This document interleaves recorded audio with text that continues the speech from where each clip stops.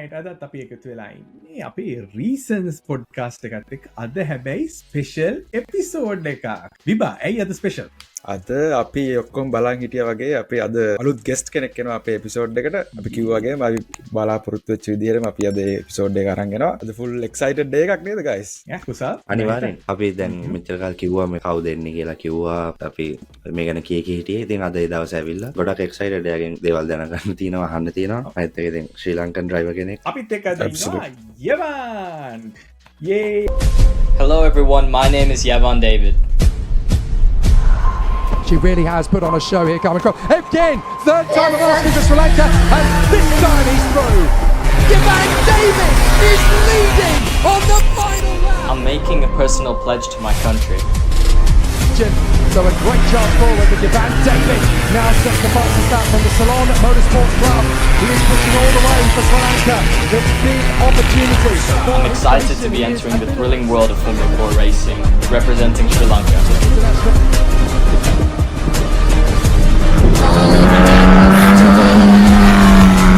And my pledge is that I will be taking Sri Lanka to Formula 1.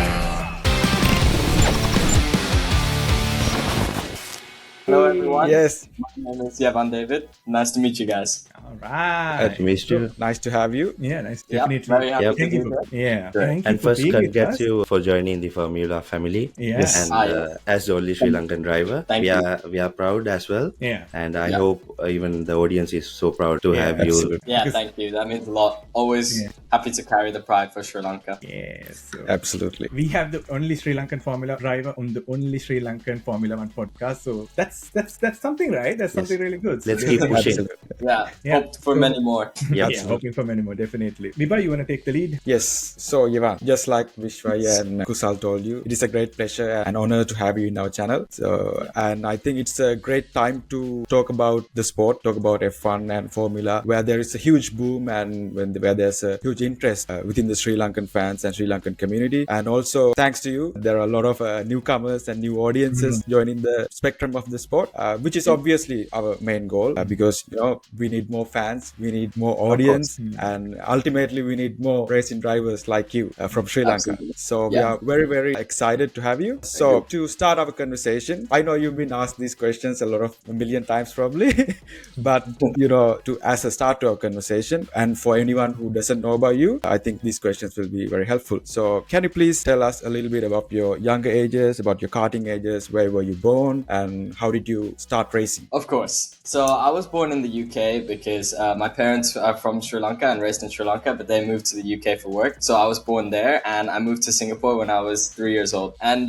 when I was 6 years old, I used to go to Sri Lanka every year, of course, because my family is still there. And I went to Bandaragama for the first time in 2013. And that's the first time I actually ever drove a go-kart. After that, we went back to Singapore after the holiday and we bought a go-kart in Singapore in 2014 when I was 7. And I started driving and practicing every year in the Singapore circuit. And then I started racing in 2015. So I started to do some races in 2015 and 2016 in Asia. And then I started to go to Europe as well. In 2017, I won the championship in Asia. And then 2018, I also won one of the races in Bandaragama, one of the only international ones. So that was nice in Sri Lanka. And then after COVID, racing pretty much stopped in Asia. So it was locked down, obviously, for everyone. And I made the decision to go to Europe and live there part-time to do racing. So 2021, 22 and 23, I was doing go-karting all over Europe internationally. And recently, I've just moved into Formula 4. Nice. Great, yeah. So it is proud to hear that you started from Bandaragam, Sri Lanka.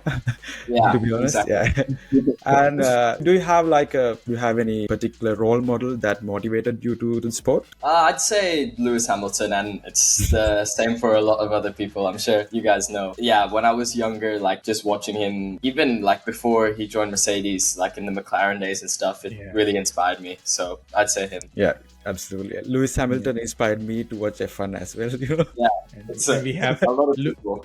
Lewis's super fan is right here. Kusal is right here. He'll do anything for Lewis. Yes. Like Our audience already might know you are the champion of 2017 Asia Cadet Championship. Yeah. Yeah, that's right. And also you won the silver medal in FIA Motorsport Games. In 2022, yes. Yeah, That's yeah. So my question is, do you have like a memorable experience or a memorable race from your younger years of karting that had a great impact for your development as a racing driver? Yeah, sure. I mean, there was a lot of turning moments, and sometimes they weren't actually victories. Sometimes they were actually setbacks that pushed me forward. But I'd say one of the most memorable races was the race I won in Bandaragama in 2018. It was the first race of the year, and I won the race from start to finish. And that was a really good memory because I was racing at home in Sri Lanka, and I won the race. So that was really special for me. Nice. Yeah. Once again, congratulations on your achievements, and Thank you.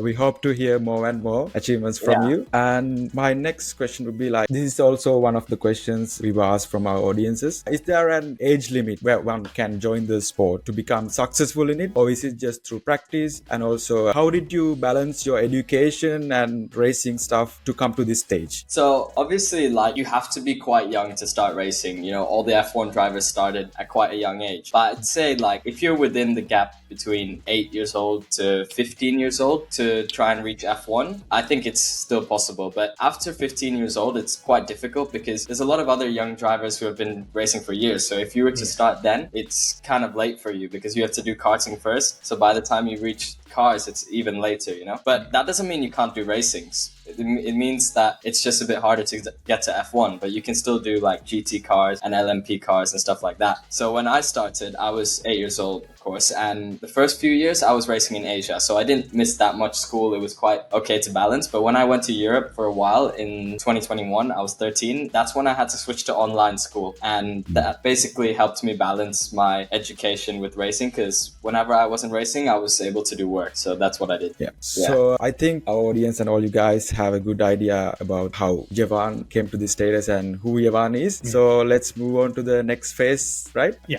I'll take Shreya? over from here. Yeah. Sure. So my biggest question is, what do you think is main difference between karting and F4? I'd say the main difference is obviously it's much more professional in F4 because you're in a car, you're racing on F1 circuits and stuff. But I think the biggest difference is the maturity because in go-karting you start from like a young age, from 8 years old to 14 years old, and you know it's quite laid back, it's quite simple. But once you get to Formula 4, everyone is more mature, everything is more professional. So I think that's the main difference. You have to really, you know, behave and be mature. Obviously you can still be yourself, but you have to basically be very mature off and on track. So I think that's the main difference. What about the power and the differences in the cars? Like how powerful is an F4 compared to a karting car? Yeah, for sure the F4 is more powerful, but I feel like in karting, right, tracks are much smaller. So the turns are coming much quicker and stuff. So even though the power and the speed is less, it feels a bit faster. Because when you're in an F4 car, it is more powerful. The top speed is around 230 kilometers per hour, but you're racing on F1 tracks in a tiny F4 car. So it's, you know, very big and flowing tracks, and it can feel a bit slower, even though the power is more. How do you stay on top of your reflexes? I've seen a lot of F1 drivers do different things to like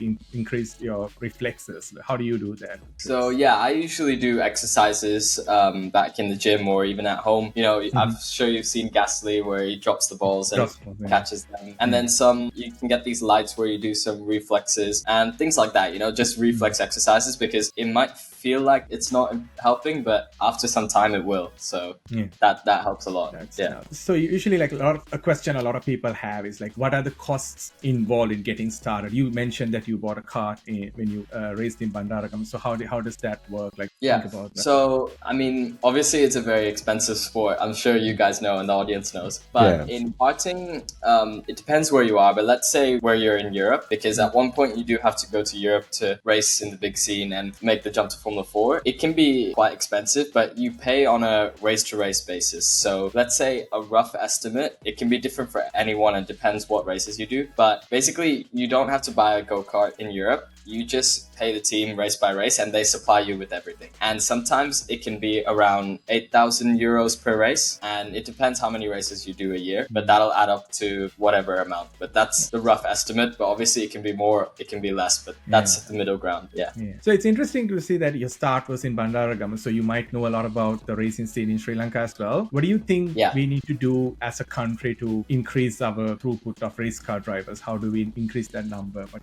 are your thoughts on that one? Yeah, obviously it's very difficult, but I've seen like you guys have been doing a lot of races in Sri Lanka and Bandaragama and stuff, you know, starting again the KT 100s and the Yamahas and stuff. It's growing quite well, and I think you guys are doing a good job. You just need to keep doing that, and you know, it's very difficult to go from a local track to like the international scene in Europe. You have to build it up in steps. So I think what you guys need to keep doing is what you're doing right now. You know, keep trying to grow the sport in Bandaragama, or maybe in the hill climbs as well, and just trying to, you know, let people know that racing is an option as well, which you guys have been doing really well. You've seen like the massive growth of motorsport in Sri Lanka, and more people are joining the go-kart races and stuff. So I think you just need to keep doing that and grow the sport in Sri Lanka. Oh, and obviously I'm gonna be helping out, because one of my goals in the future is not to just excel in racing, but to grow motorsport in Sri Lanka as well. And maybe I can't do that right now, but over time I will. So yeah, I think you're already doing that, dude. Like you're inspiring hundreds and thousands of kids like in Sri Lanka just to like do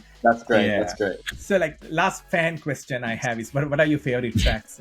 Like the ones you've driven in, what is like your favorite? Sure. I'd say my top 3 tracks. So I've driven at a few F1 tracks, but I'd say my favorite would probably be, I have been to a lot of karting tracks. I'd say Bandaragama is one of them, because trust me, like I'm not saying this because I'm biased because it's Sri Lanka, but when I raced there, some European mechanics came over as well to do the race, and they genuinely said it's one of the best tracks in the world. And they have been to like everywhere in Europe and America, so it really is a good track. So Bandaragama, then I'd say Abu Dhabi F1 circuit, that is a really nice track, and Barcelona F1 track, that's also very nice. Those are my best 3. Yeah. All right, Kusal. Yeah, let's get to the fan questions. So I think we know the answer for the first one, but anyway, I'll ask. So who is your favorite driver, and any reason for you to select him? Yeah, of course, Lewis Hamilton. I still support him to this day, and honestly I just like the way he works. He thinks not only on track, but you see the amount of work he's putting off track, you know, going to the gym, he's disciplined. So I like him for that, really. Do you remember this car?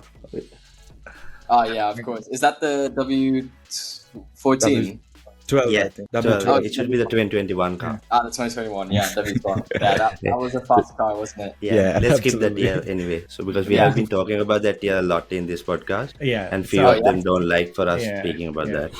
It's our thing. We always mention 2021. That's like a running. I mean, it was such a good year, wasn't it? Even though it didn't play in the Hamilton favor, it was so entertaining. Yes. Yeah, and so something out of F1. So what sports do you like, or what sports do you prefer out of F1? Like any other sports you like, or you participate in them? So I don't actually participate in other sports, but I do love a lot of other sports like basketball, surfing. Every time I go to Sri Lanka, I surf. So I really enjoy that. And I'd say those two, basketball and surfing, are really fun for me. Yep. The next question. So, you know, these days we all know there's a dominance going on in the F1 circuit, and there have been more dominances as well in the previous years. So what do you think of these dominance years? I mean, for example, let's say now last year out of 24 races, 23 races have been won by Red Bull, and it has been done by Mercedes as well and by other teams as well. So what do you think about this, and do you think it is affecting the sport or the spirit of the sport? Because personally we would like if other cars are fighting for the first place or for podiums or for anything. So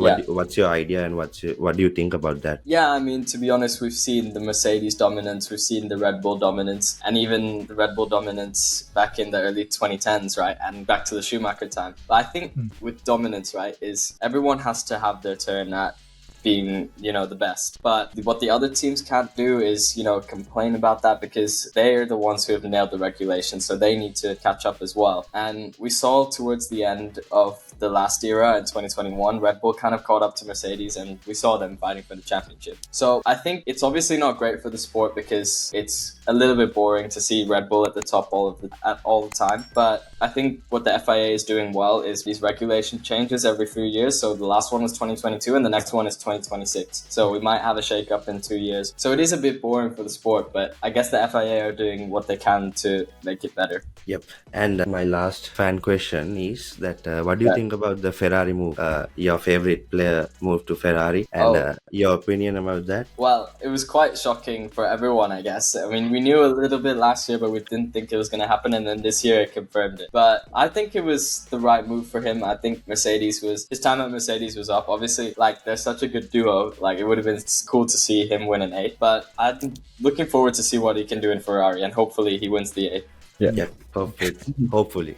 Hopefully before he retires anyway. Yeah, exactly. Okay, so and we have selected some questions from our audience as well, because we have been saying them to send us the questions they have, and we have selected few from them, and Vibat will go ahead with those questions now. Yes, absolutely. Sure. So the first question from the audience is, any tracks we could come see you in the future, and how we can watch it online or TV?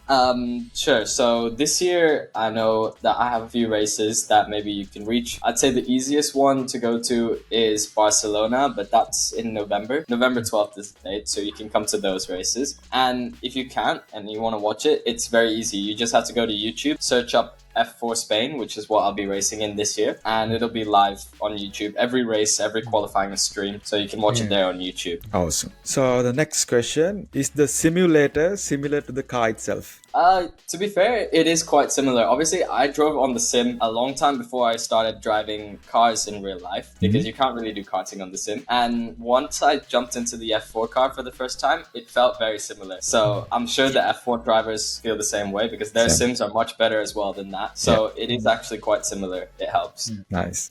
So do you have any questions, Vishwaya? All right. So this is a fun one. Somebody asked, why do you choose to represent Sri Lanka than the country you were born in racing? Why do you race under the Sri Lankan flag? Well, I mean, both my parents are from Sri Lanka, and my whole family is from Sri Lanka. We don't have any roots to anywhere else. So I like to identify as a Sri Lankan and carry the pride for the country. So even though I was born in the UK, I don't identify to the UK as much. I still feel like I'm fully Sri Lankan. So that's why I chose to represent the country. Dude, happy to hear that. That's really good. I mean, I'm sure it's helping for Sri Lanka as well. So I'm really happy to do that. Yeah, when we were watching your last race and the commentator said, like, Sri Lankan superstar, we felt like it felt so surreal. It was such a good moment. That was such even for me as well, like, I feel like I'm part of you guys in the community and we're doing this as a team. So it really feels nice.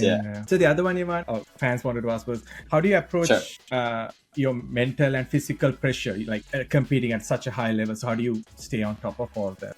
Obviously, we know sports is very much a mental game as much as it's physical. So I do physical exercises almost every day. I run, I go to the gym. But what's most important for me is the mental training. So I usually do like some meditation or some mental work on the sim, like do 10 laps and don't lose concentration once. And these mental exercises and stuff really helps me on track to stay focused, to not worry about the pressure. So I think most of it is mental, because physical is just one part of it. If you're getting tired, that means you just need to work out more. But I focus a lot on mental, and doing these exercises really helps on track. Is it difficult to be around people who also wants to win just as much as you? Like, does it create tension when you're racing outside the track? Or? I mean, obviously we're going to battle close on track, but I always try to focus on myself and what I need to do. So I don't look to anyone or anyone else. I'm just focusing on myself. And then the tension or the pressure doesn't cross my mind, because I know what I need to do. If something gets in my way, I'm just going to overcome it. And that's it. Sounds good. Alrighty. Nice. Yes, Kusal, do you have any questions to ask? Yes, I think now we are getting closer to the end of this conversation. So, Yevan, I would like to ask to give your thoughts about the Reasons podcast. So, we'd like to hear from you about us. Sure. And if we have something to improve, because you're in the sport, and we are asking this from a driver now. Yeah, absolutely. Sure. I've been watching your podcast, and they're very entertaining, I must say. I don't think there's much you can improve. I mean, what would be cool though is maybe you can have more special guests and try to do that. Maybe not only from Sri Lanka if you guys want to, but in terms of what you guys are talking about and stuff, it's very entertaining. So I think on that side, you don't have to improve much. Yeah, and one of our aim is to bring this sport in promote this sport in Sri Lanka as well, so that people would hear from us and would look into that. And we actually have a few rookies with us as well, because who is going to watch F1 for the first time this year, and they have been commenting and all. So even our aim is to get more sports, or at least this sport, into Sri Lanka, because in Sri Lanka we just know only one sport and everyone loves that sport, and you know what it is. I do. But So the last question of this conversation, any message to the audience from you? Yeah, I mean, just like to say thank you guys for the support and everything. And I would like to say as well, keep watching the podcast Reasons, because it's very entertaining and it will make your day. So shout out to these guys. Yeah, Thank you. So at last but not least, we wish you all the happiness and success, and we definitely wish to see you in the F1 grid for sure. Thank you very much. And one more thing, I'm sorry, Vibhat. One more thing, one driver has gone from F3 to F1, and I would like you doing the same thing, because no one has done that. So I would like you beating him and proving that other drivers can also do that. Yeah, maybe I'll do one more and go F4 to F1. That would be super. Because you're breaking that person's record then. Because he's from F3 to F1, you're from F4 to F1. Exactly. Just do one more. You have all the support from us and from the Sri Lankan community, obviously. And once again, thank you very much for your time. And also, I hope you could join with us again some other time for a chat in the future. I would love to. Let's keep pushing. Thank you very much to you guys too. I really appreciate it. Absolutely. Alrighty. Alright, ඉතින් අපි යවන් එක්ක එකතු වෙලා ගොඩක් දේවල් කතා කරා. ඒ වගේම පොඩි නිවේදනයක් කරන්න ඕනේ. අපි පොඩි giveaway එකක් කරනවා. ඔයගලන්ට subscribe account එක දිහා බැලුවොත් වෙනවා අපි 1000ට ගොඩක් කිට්ටුවේ. ඉතින් 1000 වෙච්ච ගමන් අපි පොඩි giveaway එකක් කරනවා. ඒකට අපිට යවන් sub එකක් දෙනවා. යවන්. What are we getting? Yes, a bracelet and a t-shirt for a special winner. Alrighty. Woo. Yes. Alright. There you go. So it has Yevan David logos and everything in it, right? Yeah, that's absolutely, right. So කවුරු හරි තාම subscribe කරලා නැත්නම් subscribe කරන්න අපේ channel එක. කට්ටිය ඉස්සරහට තව ගොඩක් exciting දේවල් අපි ඉස්සරහට අරන් එනවා. giveaway එක ගැන විස්තර අපි කියන්නම් ඉක්මනටම. ඒ වගේ අර හැමදාම කියනා වගේ අපේ WhatsApp channel එක follow කරන්න, Discord එක follow කරන්න, Discord එක join වෙන්න. ඉතින් subscribe කරලා ඉක්මනට 10ට ගියොත් ඉක්මනට giveaway එක start කරන්න පුළුවන්. ඔයගොල්ලන්ගේ අතේ තියෙන.